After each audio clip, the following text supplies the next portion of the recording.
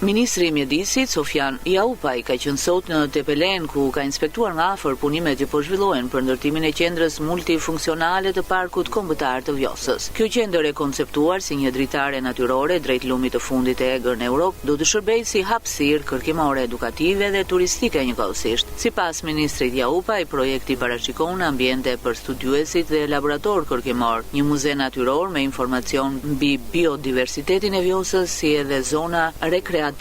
për vizitorët dhe hapësira edukative për fëmijët. Kjo, siç theksoi ai, është një nismë që bashkon shkencën, edukimin dhe turizmin e qëndrueshëm, duke e kthyer parkun kombëtar të Vjosës në një model unik të bashkëjetesës midis njeriut dhe natyrës. Kjo lugin edhe kjo qendër i bën shumë derë në fakt të gjithë elementit të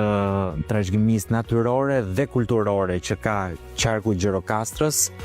Tepelena, Gjirokastra, dhe në fakt është një xhevair i shtuar në gjithë trajektoren e vizitueshmërisë që ka ky qark, ku njerëz vizitor nga gjithë bota, përveç bukurive natyrore, bukurive të trashëgimisë kulturore si kalaja e të tjerë, mund të ndalojnë dhe të vizitojnë edhe qendrën e Vjosës, që në të vërtetë është edhe një muze i hapur që mbledh bimët endemike, por në të vërtetë përmbledh edhe një arkitekturë moderne që reflekton në të vërtetë arkitekturën natyrore të lumit Vjosa.